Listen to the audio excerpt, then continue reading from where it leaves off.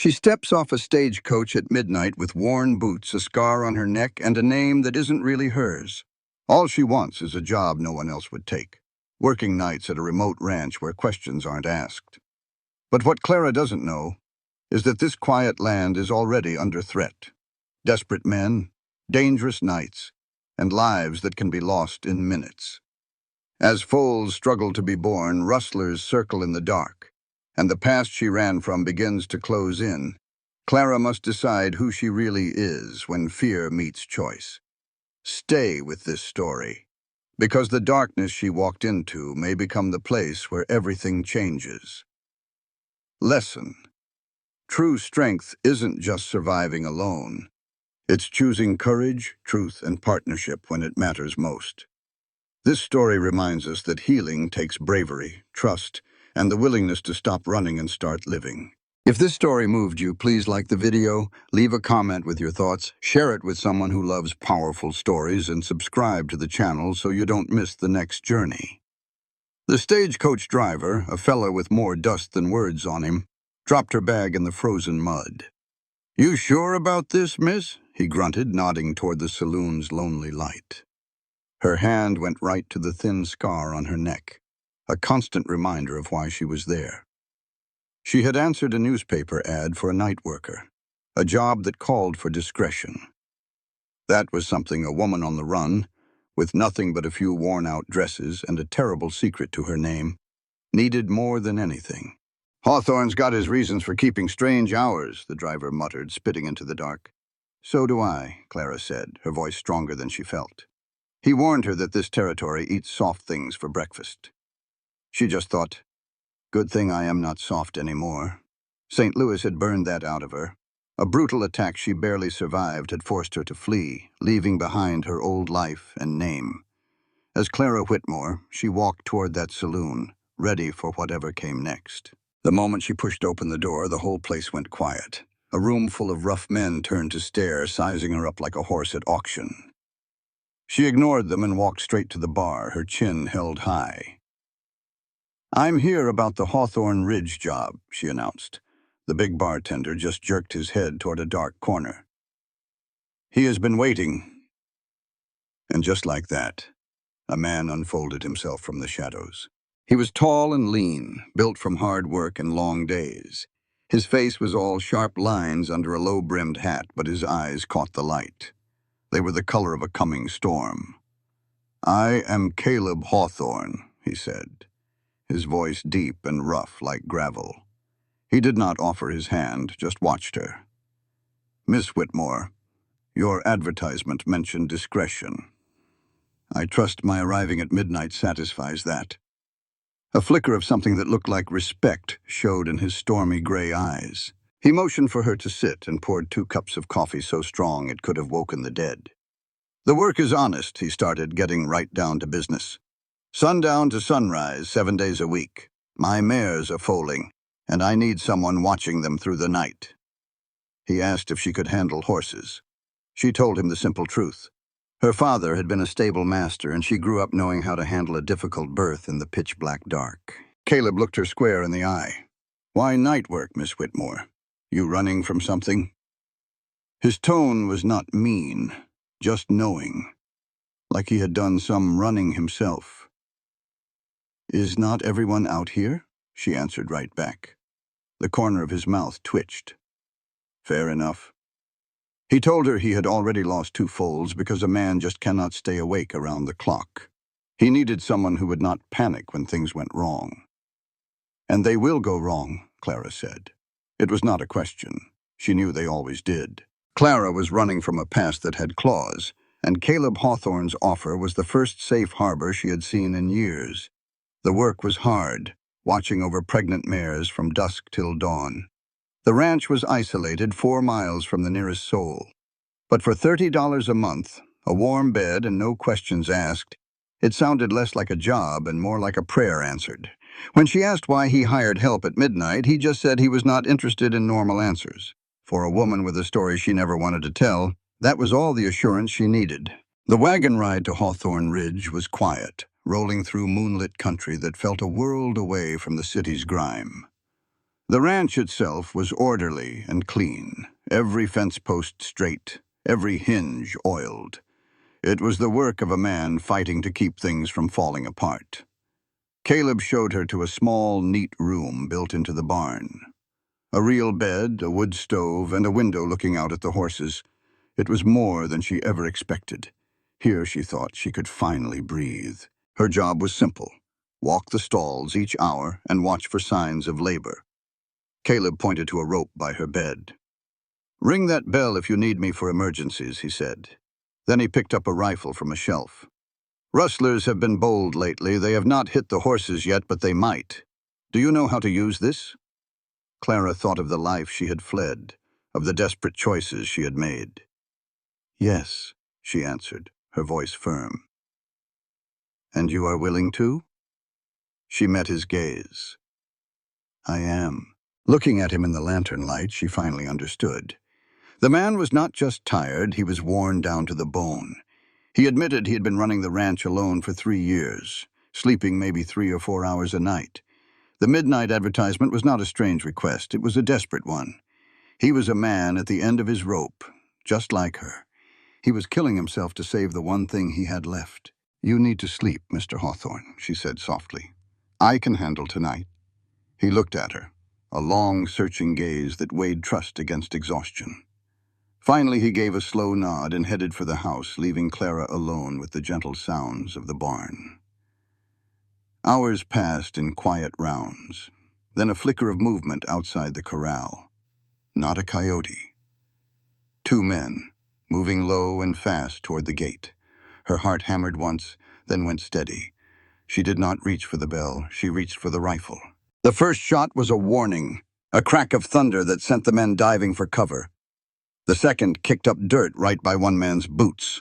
They scrambled back, stumbling over each other to get away, swallowed by the darkness they came from. They had expected an easy target, not a fight. Just as their footsteps faded, Caleb burst from the house, his own rifle ready, his face grim with worry. He found her standing in the barn doorway, rifle held with a calm she had earned the hard way. He saw not a victim, but a survivor. Right then, he knew he had not just hired a ranch hand, he had found a partner. The rustlers never bothered Hawthorne Ridge again. Clara found her sanctuary, and Caleb found he was no longer fighting alone. They discovered that sometimes the safest place on earth is simply standing beside someone who understands the dark you came from. A flutter, then a solid kick. Life was getting ready to fight its way into the world. Clara knew the feeling, trapped and waiting for a change, praying she was strong enough for it. For the first time in what felt like forever, something in her chest loosened. It was not safety, but it was a chance. She thought of Caleb Hawthorne, a man running from his own ghost who gave her a job without demanding her story. 2 broken people hoping the other was true. Standing in that warm barn, she felt a flicker of hope. She checked the stalls, stoked the bunkhouse stove, and learned the sounds of the night. Then she sat with a rifle across her lap. Clara Whitmore, who was not Clara Whitmore at all, let herself imagine a future. Outside, the Colorado night was cold enough to bite, but inside the Hawthorne Ridge barn, something was being built. Trust. And that trust was going to be tested by fire and blood. But they did not know that yet. For now, there was just the quiet breathing of man and beast, both waiting for the sun to rise. For 3 nights, they kept to themselves. Clara learned the barn's rhythm, the groan of wood in the cold, the soft whicker of the mare in stall 3 right at 2 in the morning. She learned the difference between the stillness of snow and the quiet that came before a hard wind. Caleb showed up at dawn each day, looking a little less haunted but still weary. He would check the mares, ask a few short questions, and then leave. Their whole conversation took maybe 10 minutes. It was an arrangement that suited them both just fine. But the 4th night changed everything. During her 11 o'clock rounds, the gray mare in stall 7 shot to her feet, panicked. Clara knew right away something was terribly wrong. The mare was drenched in sweat, her eyes wide with a pain that was more than just labor. Clara ran her hands over the mare's belly. The foal was alive, but it was positioned all wrong. Her gut, trained by her father for years, screamed that this was bad. She was supposed to ring the bell for Caleb, but there was no time. A horse's life can be lost in minutes, not seconds. Clara made her choice. She stripped off her coat in the freezing air and grabbed the birthing supplies Caleb had shown her.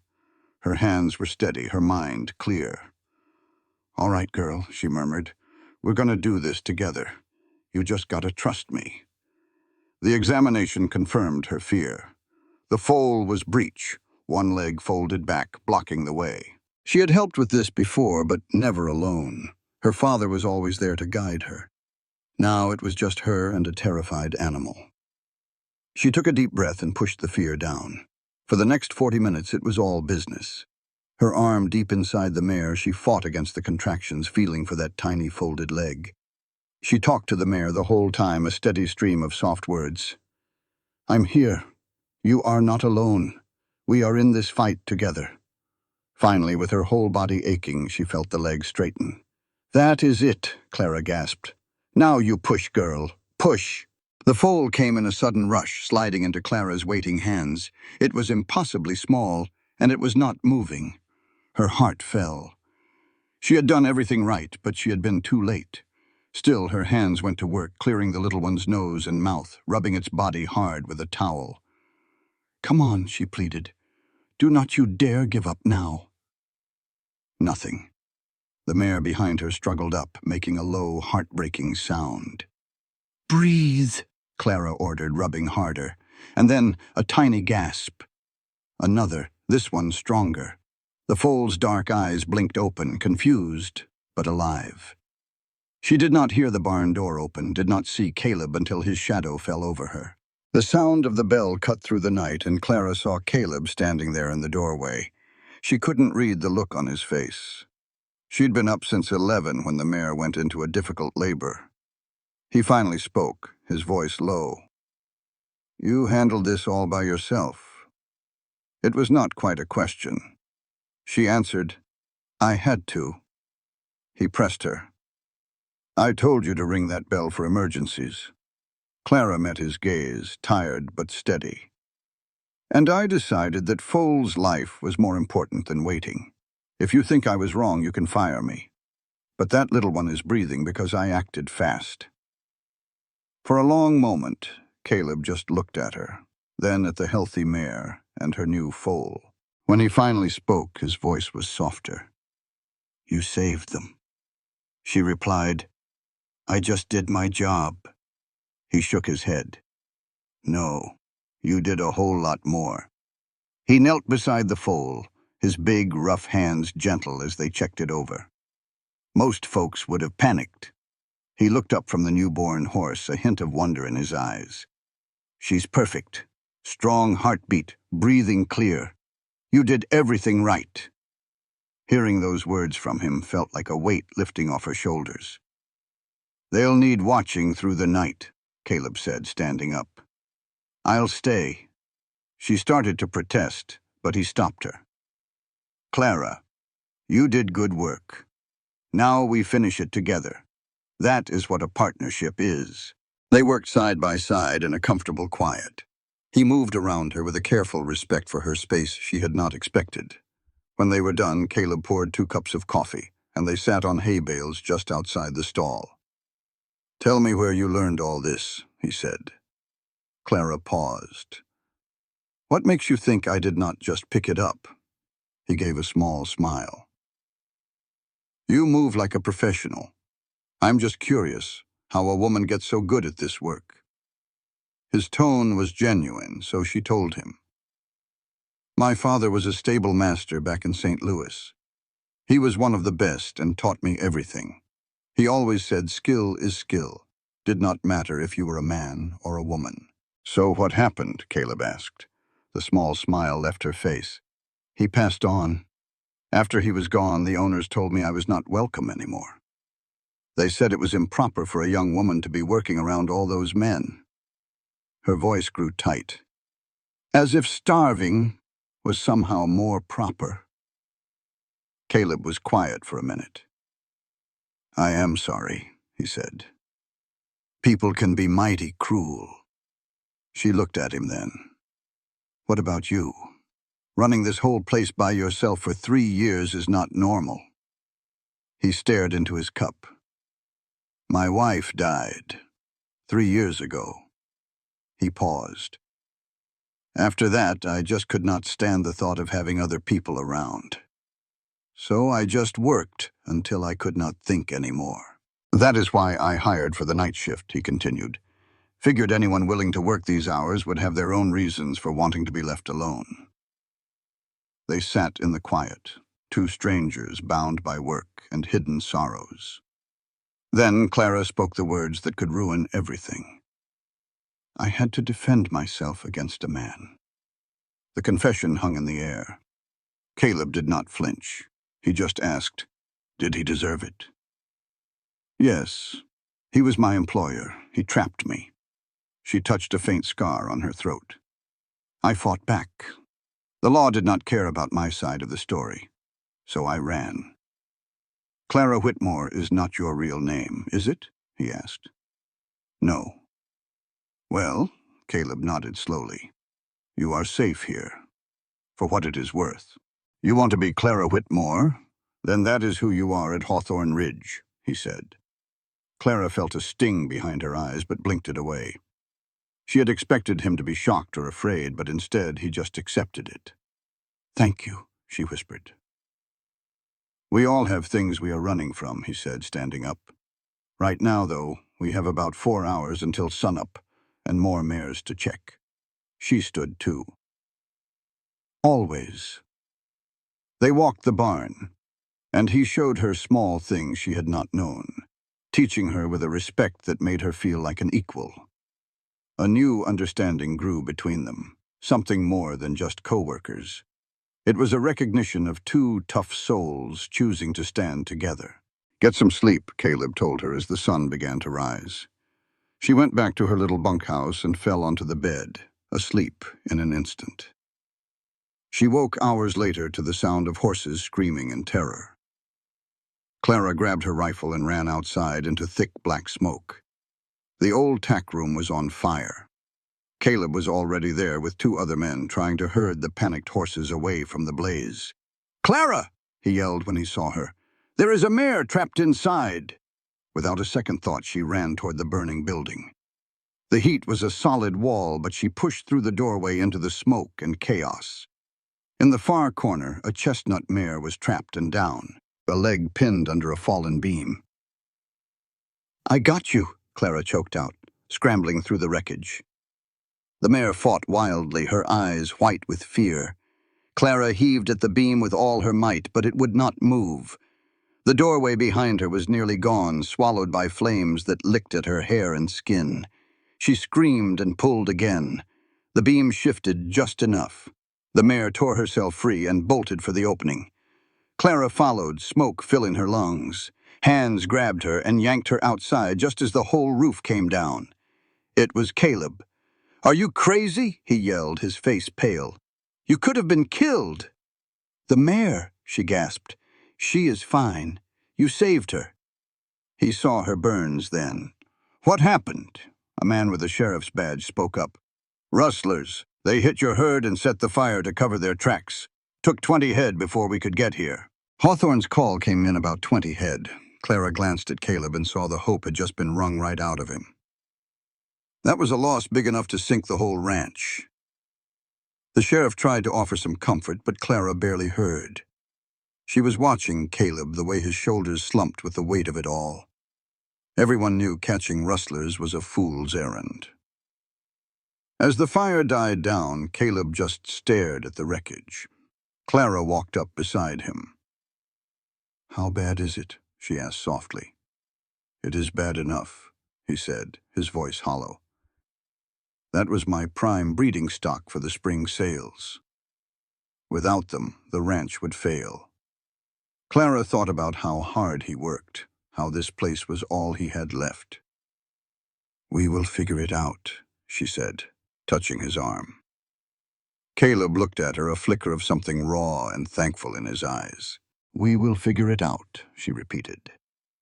For the first time all day, a little of the tension left his face. Yeah, maybe we will. They spent the afternoon sorting through the damage. When evening came, Clara got ready for her night shift. It was her 5th night at Hawthorne Ridge, but it was the first time it felt like more than just a job. She was protecting something that was starting to feel a whole lot like home. The loss from that night haunted the ranch. Clara watched Caleb hunched over his worn-out ledger, his face a mask of worry. Those 20 cattle were their ticket through the next year. Clara didn't say a word about it. Instead, she just kept a sharper watch every night, her rifle never far from her hand. The rustlers had hit twice before, and she knew desperate men do desperate things. About 2 weeks later, on a night so cold you could see your breath, the young mare in stall 9 went into labor. Clara had a bad feeling about this one. The mare was young and small, and this delivery was going to be trouble. Sure enough, when the contractions started, they were too hard and too fast. Clara slipped into the stall, and what she found sent a cold dread right through her. The foal was coming out all wrong, twisted up and stuck tight. There was no way either of them would make it without help, and fast. This was the kind of mess that even seasoned vets struggled with. She had only a few seconds to make a choice. Should she ring the bell for Caleb and waste time they did not have? Or should she trust her own 2 hands? She made her choice. With a steady hand, Clara reached inside, feeling for the foal's tangled legs. The mare groaned, her body fighting the whole way. But Clara held on. She found one tiny hoof, then the other, both bent back where they should not be. "Easy, Mama," Clara whispered, as much for herself as for the horse. "We are going to fix this." Even in the biting cold, sweat beaded on her forehead. A little voice told her she was in over her head, but she pushed it down. She had faced worse before. For a half hour that felt like a lifetime, she worked, gently turning the foal until it was finally in the right position. Her fingers ached as she carefully guided the foal into the world. It was a hard, tangled birth, but finally everything lined up. With a great push from the mare, the foal came in a rush, gloriously alive. Just as Clara got the little one breathing, the barn door creaked open. It was Caleb. "How long?" he asked in a low voice. 40 minutes, maybe," she answered, bone-tired and shaking. It was a difficult birth. Both legs were back. Caleb knelt to examine the foal, his hands moving with an expert touch. When he was done, he looked at Clara with an expression she could not quite read. "This foal should not be alive," he stated simply. "Most folks would have lost them both." "But I did not," she replied. "No, you sure did not," he said, his hand landing on her shoulder for a brief, warm squeeze. "You are extraordinary. That is not just a job you do. It is a calling. You have a true gift." Before the compliment could fully sink in, his face grew serious. "Clara, I need to tell you something. The ranch is in real trouble." He explained that the cattle they had lost were supposed to pay for the entire spring operation. Without that money, he would have to sell the place. "This ranch," he said, the words clearly paining him, "is all I have left of my wife." Clara's mind started racing. "What if we expand the horse operation?" she asked suddenly. "That takes money I do not have," he said, rubbing his tired face. "But you have skill and you have me," she pressed. "We could take in other mares, offer birthing services, train and sell good horses. It would be steady income." He looked at her, really looked at her, for a long moment. "You are talking about a partnership, a real one." "I am tired of running," she said, her gaze steady. "It is time I started building something." Caleb stuck out his rough hand. "Partners." Clara took it without hesitation. "Partners." They dove into the work, their days starting before dawn and ending long after dusk. They fell into a rhythm born of shared purpose and a deep, growing trust. And slowly, something else began to build between them. Clara felt it in the way his eyes would linger on her during their brief morning talks. She felt her own heart beat faster when she heard his boots crunching on the gravel path to the barn. He was a good man, steady and respectful. Then a March blizzard buried the ranch under 3 feet of snow. For 2 straight days they fought to keep the animals safe and warm. Caleb finally found Clara in the barn, nearly asleep on her feet. He gently took the shovel from her hands. "Go on to the house," he said, his voice soft but firm. Later, in the quiet warmth of the kitchen, he finally told her what was in his heart. He was falling for her, and he wanted to build more than just a ranch together. It took all they had to fight that blizzard, clearing paths and reinforcing walls just to survive. On the second night, with the wind howling like a banshee, Caleb found her in the barn. He brought a plate of hot venison stew and some blankets. "Clara, you're about to drop," he said, his voice firm but kind. "You need to rest. We can handle things for 1 hour." She was too exhausted to even remember her last meal. He led her to the bunkhouse, stoked the fire, and made her eat. "Thank you," she managed to say after cleaning the plate. "You're working yourself to the bone," he said. "Someone should have stopped me when I was doing the same. Now I'm stopping you." He pulled a blanket over her shoulders, ignoring her weak protests. "Close your eyes, Clara. I've got this." She woke up an hour later, feeling more rested than she had in days. Caleb was gone, but a fresh pot of coffee was warming on the stove. A note beside it read, "All's fine. Didn't want to wake you." Clara held the note to her chest, finally admitting the truth she had been fighting for weeks. She was falling in love with Caleb Hawthorne. She admired his quiet strength and the decent way he carried his own grief without letting it break him. But love felt like a weakness, a risk she couldn't afford. She had survived by walling off her heart. Letting him in felt like stepping off a cliff in the dark. On the third day, the blizzard finally gave up, leaving the whole ranch buried in a quiet blanket of pure white snow. She found Caleb outside, shoveling a path between the house and the barn. When he saw her, the look on his face made her heart skip a beat. "Storm's over," he said simply. "We made it," she replied. They stood there in the bright morning sun, with an unspoken understanding hanging in the air between them. "Clara," he started, struggling for the words, "I need to tell you something.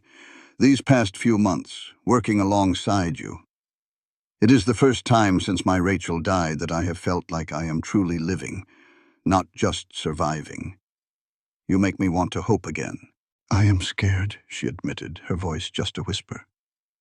"The last man I trusted." Caleb's voice was gentle. "I know. And I'm not asking for your trust, just asking you not to shut me out. Let me show you, over time, that some of us understand what a real partnership means." Clara looked at the man who had given her a safe place when she had none, who treated her as an equal, and who saw her strength instead of her scars. "I want to trust you," she said. "I am trying." A real smile spread across Caleb's face. "That is more than enough for me," he said. "Now come on. We have got a ranch to run." They worked together all day, and Clara felt a small bit of the wall around her heart begin to crumble. But that night, a familiar sound made her blood run cold. Hoofbeats moving fast and quiet. The rustlers were back. She grabbed the rifle. Through the dark, she saw 4 or 5 men trying to cut cattle from the herd. There was no time to wake Caleb. She had learned the hard way that some fights you had to face on your own. She stepped out of the barn, raised the rifle, and fired a shot clean over their heads. "That is far enough," she yelled into the night. "Ride out now, or the next one will not be a warning." "Well now, Hawthorne's hired himself a woman with some bite," the rustler drawled, a smirk on his weathered face. "You reckon you know how to use that rifle, sweetheart, or are you just going to make noise?" Clara didn't bother with words. She adjusted her aim and fired. The shot kicked up a puff of snow right between the man's horse's feet. The animal shrieked and reared, nearly tossing him. "I know exactly how to use it," Clara said, her voice cold as a winter wind. "And I have killed before. Don't you dare test me." The rustler's smirk vanished. He saw she meant business. Just then, Caleb's voice boomed from the porch. "Last chance! Get off my land!"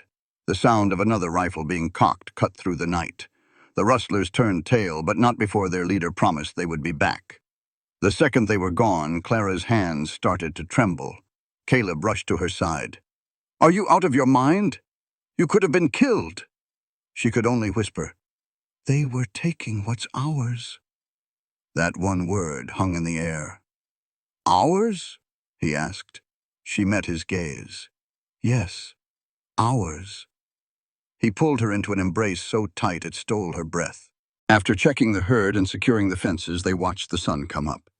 In the golden light, Clara realized she had stopped running. She had found a home, something worth fighting for. The standoff had changed everything between her and Caleb. An unspoken understanding now passed between them.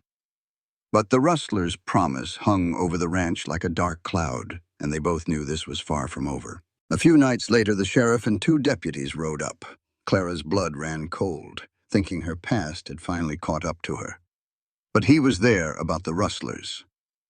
"Miss Whitmore," the sheriff said, "we have reason to believe you ran into the Garrett gang. These are bad men, real bad. They've been terrorizing this whole territory." He looked at her with worried eyes. "Mr. Hawthorne told me you faced them down alone. That was either mighty brave or mighty foolish. I recommend you leave the property for a while, ma'am," the sheriff continued. "It is not safe for a woman out here."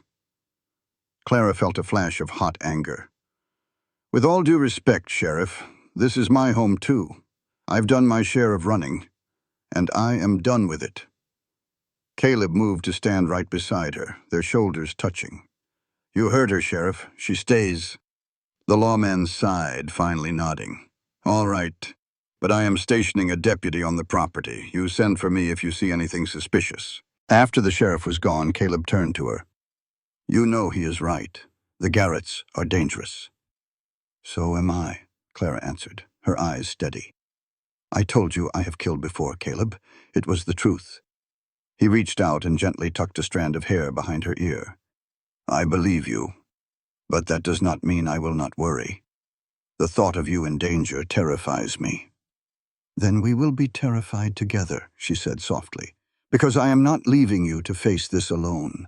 3 nights later, the quiet was shattered by a man's shout, cut off suddenly. Then came the thunder of hooves. They were back.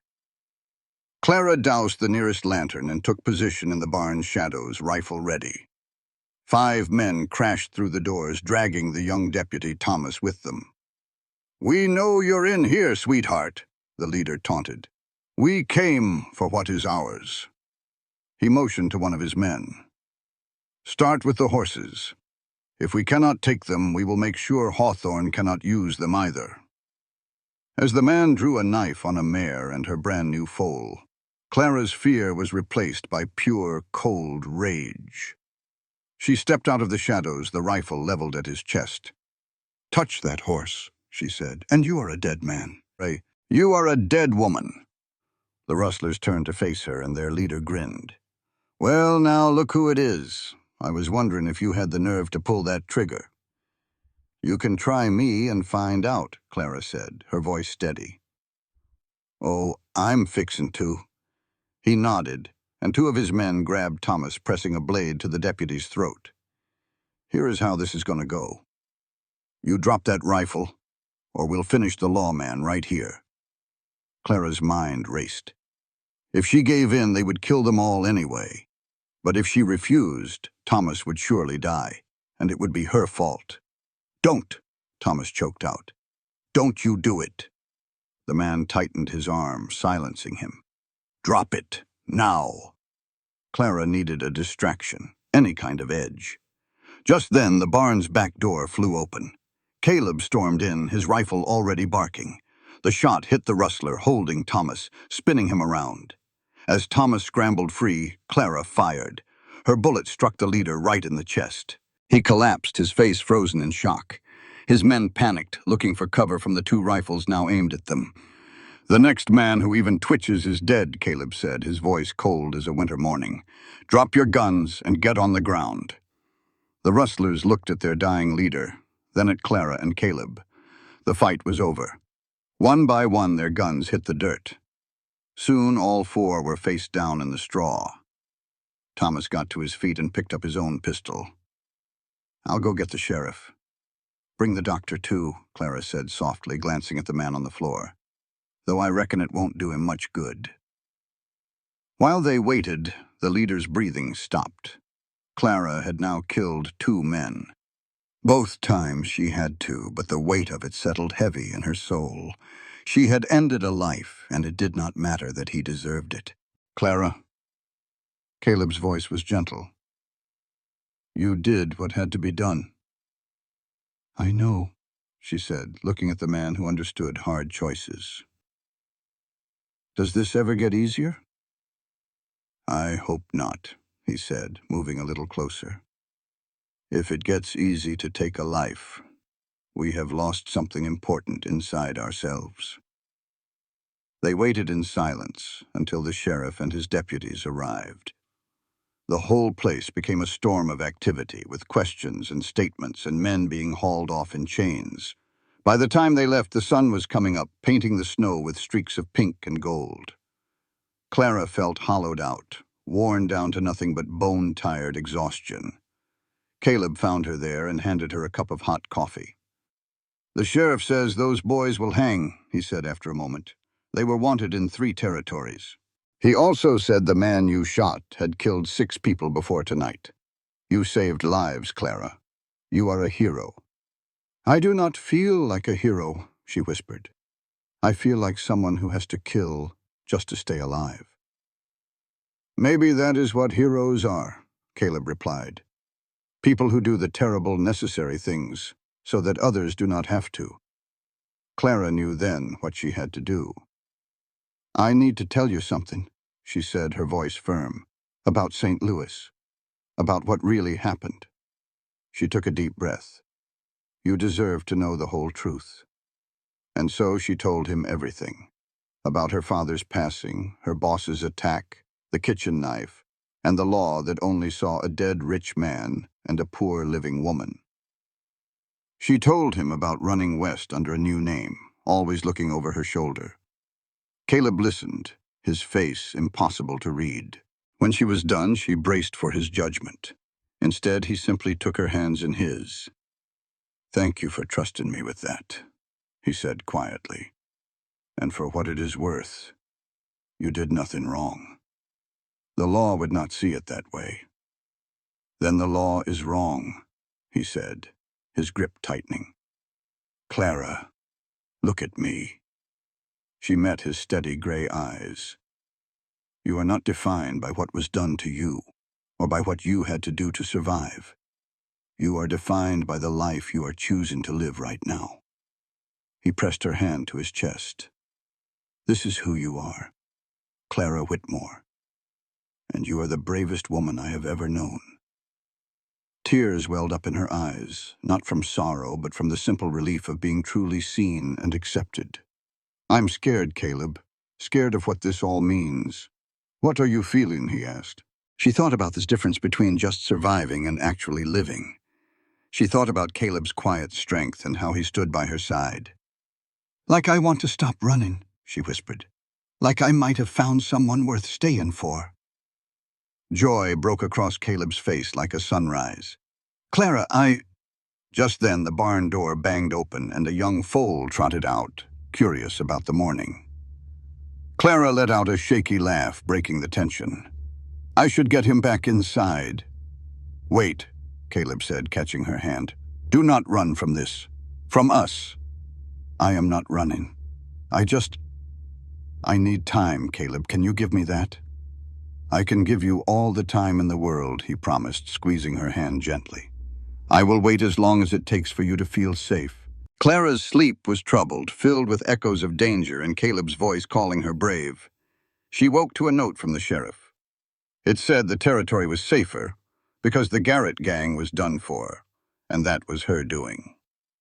She clutched the paper to her chest. She had fought back, told the truth about her past, and instead of judgment, she found respect. Maybe this was what healing felt like. That night, the barn felt less like a hideout and more like a home. The horses greeted her like an old friend. She was checking on the gray mare, now healthy with her strong foal, when Caleb appeared at the door. He was not there for his shift. He just said he could not sleep, thinking about what she had said, about finding a reason to stay. His heart was pounding as he told her she was not the only one who felt that way. He walked toward her slowly, telling her how she had become so important to him, not just for the ranch, but for him personally. He said she made him want to be a better man. Caleb stopped just an arm's length away. He promised he would wait for her, for as long as it took. He was there, and he was not going anywhere. Clara looked at the man who had given her a safe place and a partnership. She was tired of running from a good life. She heard herself ask, "What if I'm ready now?" For a new start, for a chance to believe she had found someone who saw the real her and wanted nothing else. Her name was a soft prayer on his lips as he asked if he could kiss her. She whispered yes. He gently framed her face, his touch careful, giving her every chance to change her mind.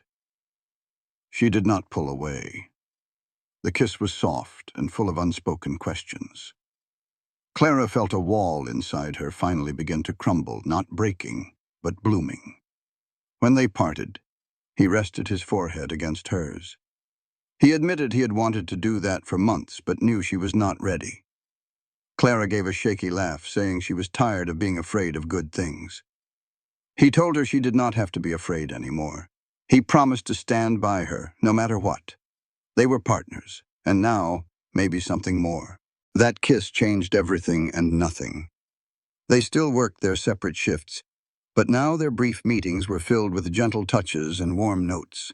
Spring arrived slowly in Colorado, and with it came 10 healthy foals. The ranch was thriving. Word of Clara's skill spread, and soon the ranch that was once dying was earning a good profit.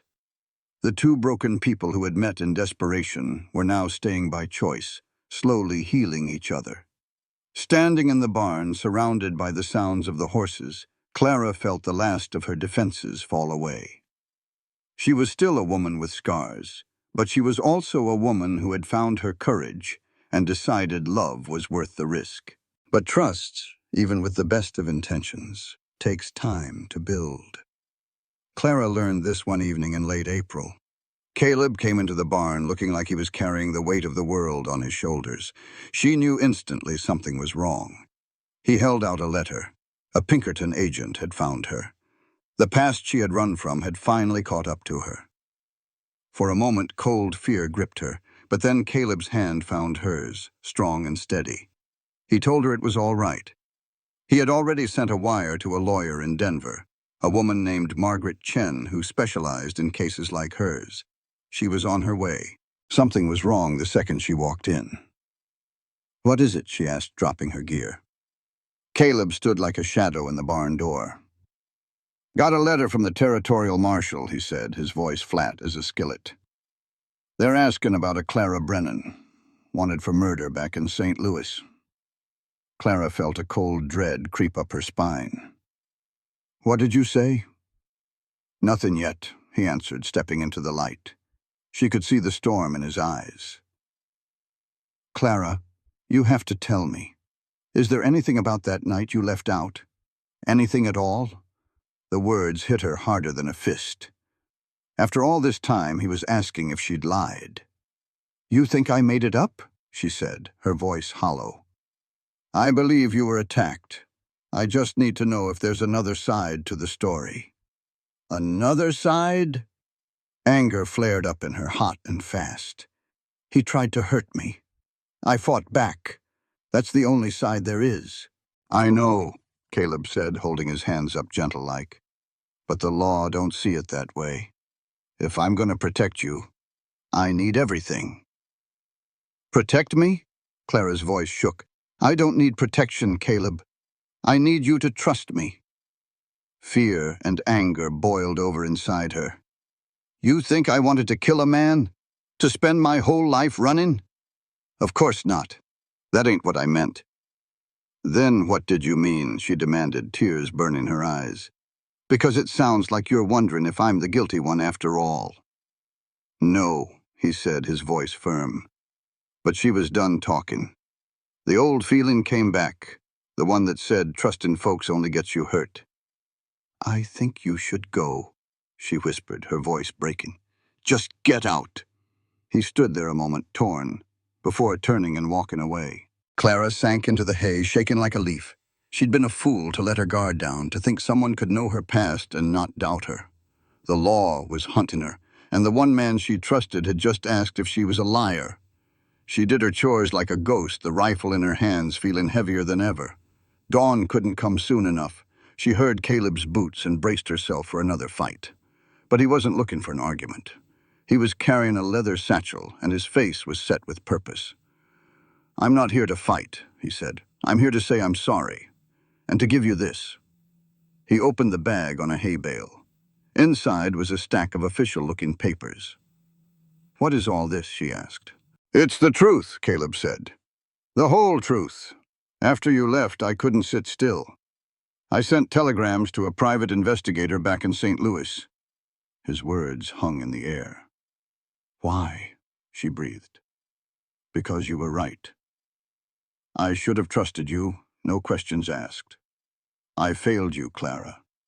So I went and got proof. Not for me, but for them." He pulled out a doctor's report.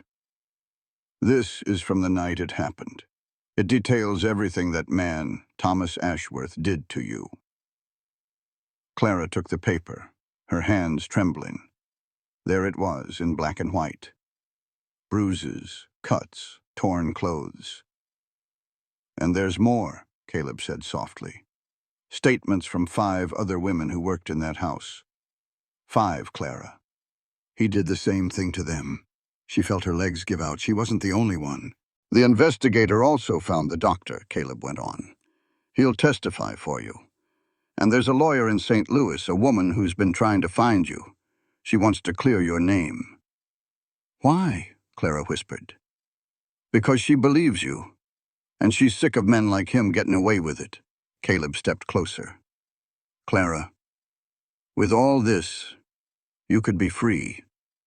No more running. Free." The word felt like a dream she'd long forgotten. "I can't pay for a lawyer," she said. "You don't have to. She's doing it for free. Says it's personal. And I'll be there to testify, too. To tell them about the brave woman I know, the one who deserves justice." Clara looked from the papers to the man standing before her. "You did all this in one night?" she asked, her voice thick. "I should have done it the day I met you," he said, his own voice rough. "You told me your truth and I questioned it. I am so sorry, Clara." The anger she'd felt just melted away. He hadn't been doubting her. He'd been trying to fight for her the only way he knew how. It was clumsy and it had hurt, but it came from the heart. "You're a fool, Caleb," she said. But there was no heat in it. "I know," he admitted. "When I saw that letter, all I could picture was them taking you from me. I panicked, and I said all the wrong things." "I'm sorry, too," she said, stepping toward him. "I shouldn't have just shut you out." "You had every right," he said, taking her hands. "But you need to know, Clara, whatever happens, I'm with you. We can fight this, or we can run. Either way, we do it together." "You'd run with me?" she asked, her heart catching in her throat. "Risk this whole ranch?" "This ranch ain't nothing without you," he said, his gaze steady. "So, yes, if we have to run, we run. But I'd much rather we stand and fight." She thought about the difference between running scared and standing strong with someone at your side. She looked at the proof spread on the hay, a testament that she wasn't alone. "I want to fight," she said, her voice clear and sure. "I am tired of running." "Then we'll fight together," he said, pulling her close. And for the first time in a long, long time, Clara felt safe enough to just breathe. Caleb explained that Margaret believed they could get the charges dropped, though it might take time. He pulled her close and made her look at him. He told her she was not that scared girl anymore. She was Clara Whitmore, his partner. He then stopped and asked what exactly they were to each other. Clara could not help but laugh a little. She asked him what he wanted them to be. Everything, he said simply. He wanted to build the ranch with her, grow old with her. He swallowed hard and then asked her to marry him. Not right away, but someday, when her name was cleared and she was truly free. Her heart felt like it would burst. The idea of marriage was terrifying, but looking at Caleb, she knew that fear was no reason to say no. "Ask me again," she whispered, "when this is all over." She stood on her toes and gave him a soft, certain kiss.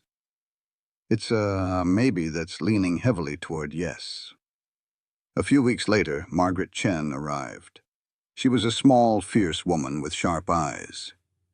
For 3 days, Clara told her story, each time feeling a little less shame. Margaret listened to every ugly detail and then laid out her plan. They would argue self-defense and expose Thomas Ashworth for the predator he was. It would mean justice not just for Clara, but for all his victims. "Will I have to go back to St. Louis?" Clara asked. Margaret nodded. "Yes, for the hearing, but you will not go alone." Weeks later, the threat of St. Louis still hung over them. As a hearing date grew closer, Clara felt tossed between hope and fear. Caleb remained her anchor through it all. One evening, as they watched the foal play in the pasture, Caleb spoke. "Whatever happens back there, I want you to know something. You've already won." She looked at him, confused. "You survived what happened. You built a whole new life for yourself out here. You found folks worth fighting for. That is a victory, Clara. And it is a victory no judge can ever take away from you." "My shoulder. We will just keep on fighting so you do not have to." He held her hand gently. "But Clara, listen. Even if the law gets it wrong, you are not the same woman who ran from St. Louis.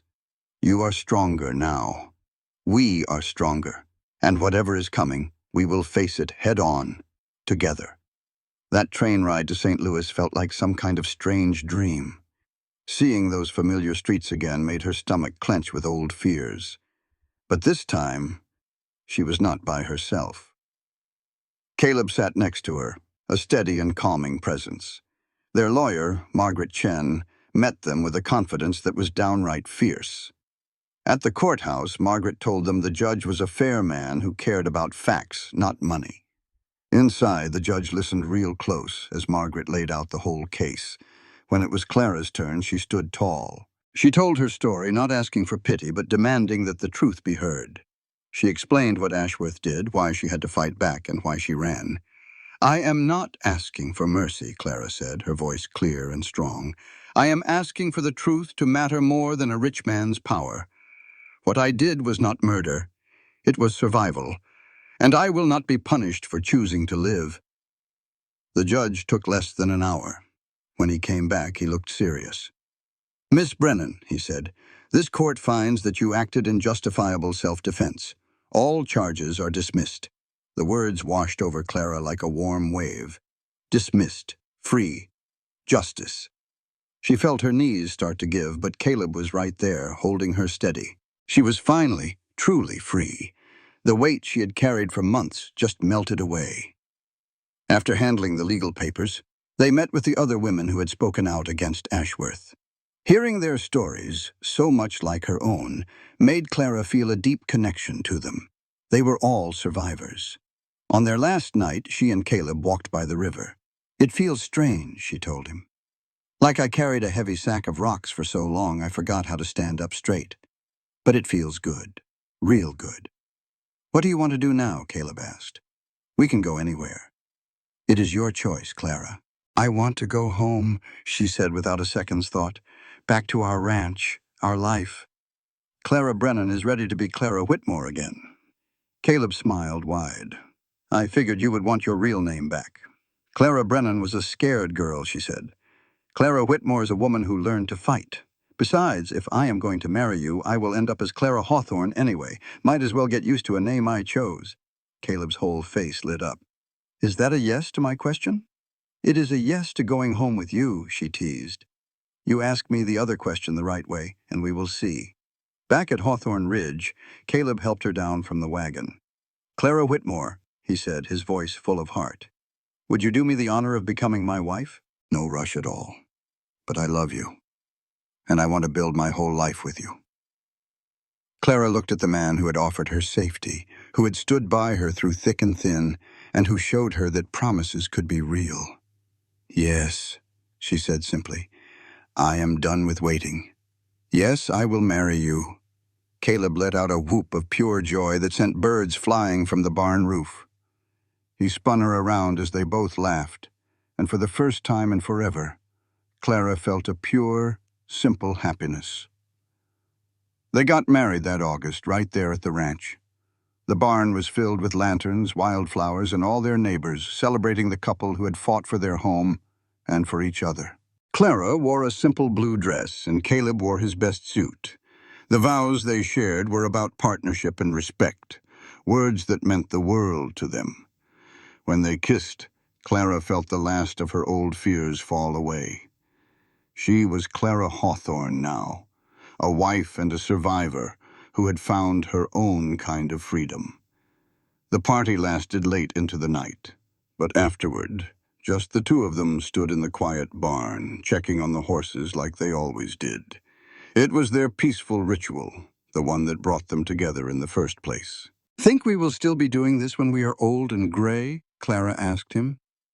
"I sure hope so," Caleb said, wrapping his arms around her. "I hope we are still fussing over horses when we are 90. She turned and kissed him. "Thank you for seeing me when I felt invisible. Thank you for giving me a home. I love you." Years went by like seasons on the ranch. It grew and prospered, and so did their family.